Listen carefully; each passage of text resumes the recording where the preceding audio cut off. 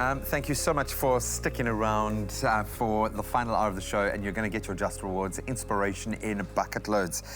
So she was, of course, Mrs. South Africa back in 2018, which is where we really connected with her on the show. She's a model. She's a runner-up in Survivor South Africa as well in 2019. She's a pharmacist and a mountain adventurer and an insanely awesome and cool mom, I would imagine. To have Nicole Capper can only be described as a confident go-getter, constantly setting her goals to new heights, literally new heights, like Kilimanjaro heights. Confidently taking on Mt Everest, even though we're about to reconnect with Nicole Capper about an epic journey that she's going to be taking, but I think most importantly, the philosophy that she has, that she's employed in her own life to literally take on any challenge. Yes.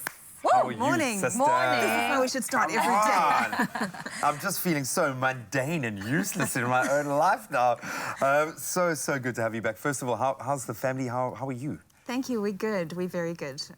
Starting off the new year with big challenges and excited for what's to come. Yeah, I mean, it looks like you are an all-rounder. You've done it all and you continue to keep pushing yourself. What's the inspiration behind, challenging yourself, especially with regards to the different things that you partake in?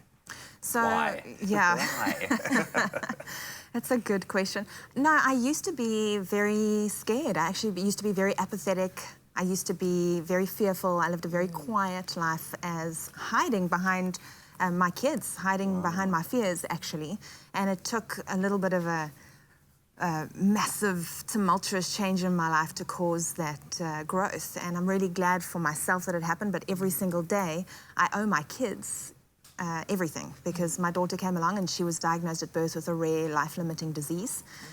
And I remember sitting in ICU taking stock of that moment, thinking, okay, now what? And there's kind of life before and life after this, no? Exactly. Yeah. And I kind of wish a moment like that for everybody, but I hope it's not as extreme. It doesn't come at the cost of somebody's health. But for me, I realized I could fill all of her needs as the mom of a sick child. But the one thing she needed was an example. So I decided to be deliberately brave, which for me at the time was terrifying. And it meant entering something like Mrs. South Africa. And that was the start, I think, of doing brave things for a purpose.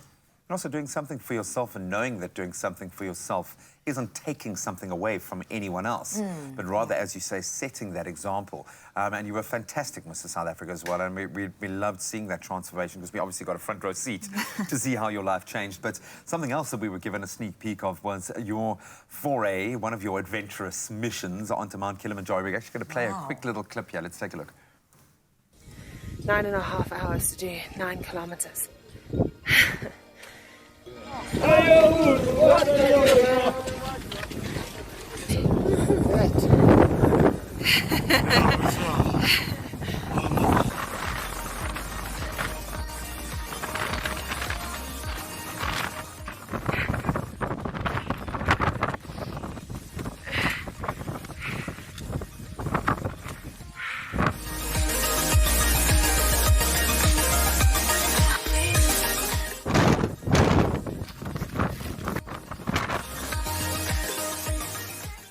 Oh, man.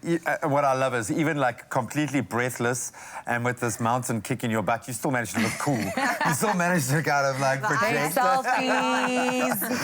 How does that make you feel going back to that My hands moment? are sweating. I think, you always want to go to the top of a mountain to achieve a summit. But, when you get there, what do? You take a selfie, you turn around 180 degrees, Go and right turn back down. Yeah. It's actually the most unfulfilling moment. Those Really? moments, those moments, that's the joy is in the journey. Watching the highest sunrise and battling and struggling. And I think that's a great parallel for life, because it's the joy in the journey and often in the painful moments. Earning the right to have those moments of bliss. Yes. Yeah. It's actually shocking that you said it's actually underwhelming once you've reached the top and you focus more on the journey going to the top. Because for most people, the goal is to reach the top. That's very interesting for you to say. But what was your experience then? Because I know it didn't really end so well. You've been hit hard by some of these adventures. Well, Kilimanjaro was actually a fantastic success on different levels, because it represented my coming back from failure. And my failure was Everest Base Camp, which was a success in that I made it to base camp, but felt very, very ill on the way back down. And that first day on the way down, I'd lost my luggage, so I'd been hiking for 3 weeks in the same clothes. Wow. No sleeping bag. That'll break you. That'll break you, okay? Yes, and that was my initiation on the mountains. Wow. And ended up having full-on altitude sickness, pulmonary and cerebral edema, and being airlifted from the mountains. And that really clarifies your purpose. For me, when you do something brave, you either find something that you definitely don't want to do again and you hate, or something that you fall in love with. And for me, I fell in love. Will you do it again? Are you going to take on Everest? So yes, I definitely plan on doing it in the future. And it was initially part of my plans for this year. But I've realized that Everest is a personal goal. There are bigger fish to fry, in essence, right now. I want to take people with me. And the most realistic way to do that is Kilimanjaro. And I also want to celebrate African soil. Yeah. Kilimanjaro is the highest peak in Africa, but it's also the highest freestanding peak in the world. Wow. And I've been doing a lot of climbing here in South Africa. I've climbed 14 local peaks, including Mafadi, which is the highest peak in South Africa. And I actually took the winner of Survivor. Him and I went up there together as was that his prize? Was that? And this is the Drakensberg. This is Cathedral Peak. You know, I went up there 4 times in training, and we have some of the most beautiful places in the world right here in Africa. I mean, there's so much I want to ask you, but how do your kids feel about you doing this predominantly to set an example for them? How do they see you, do you think? I know you obviously can't speak with absolute certainty, but what do you think they see? They're proud. And they're inspired, and that's the purpose. And one of my biggest missions is to talk about this more, because moms get asked the question so often, why are you away from home? Why are you doing a dangerous sport? Why do you take time away from your kids? Yes, part of it is for myself, and that's important that they know how important self-love is. But you need to be an example to your kids and not hide behind them. And I think there's a lot of mommy shaming that still exists in South Africa for women that try to step out and do brave things. And we need to change that narrative. And take nothing away from how brave just being a mom is and what that entails. We understand that, but you've got to put yourself out there. You've got to do it. I come home from the mountains with a rock and stories. And my son says to me every time I leave, I say, why is mommy climbing mountains? And he says, so I believe I can go on brave adventures too. And he will, and he probably will do it. I love it. VITA-THION, you could have chosen anyone to partner with and back you on these adventures, and we need support, we need sponsors to be able to get this stuff off the ground. What made you choose them? I'm very selective about who I work with. And as a pharmacist, obviously I understand the science behind it, but it is a brand that represents bravery, and it is a product that keeps me going, literally, because I have very high demands on my health and my body and my life. And I think whether it's me climbing a mountain or somebody climbing to their office and getting through a stressful career, there's a lot of parallels for me. So it's a very relatable product that everybody needs in their life. You've done so much.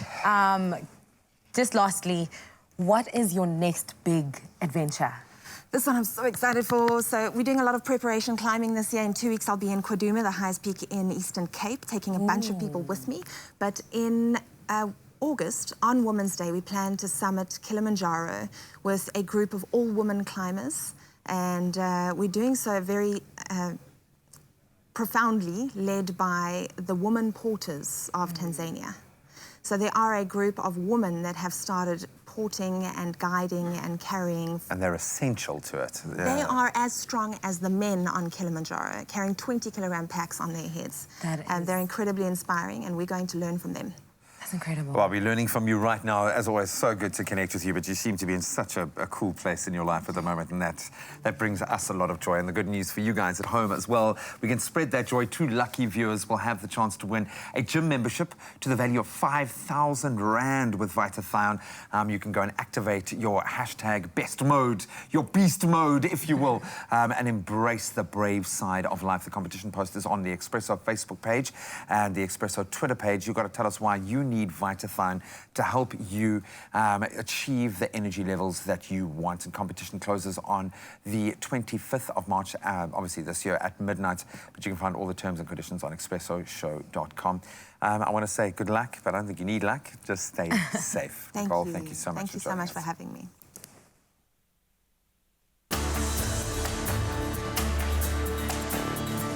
Activate your beast mode with VITA-THION.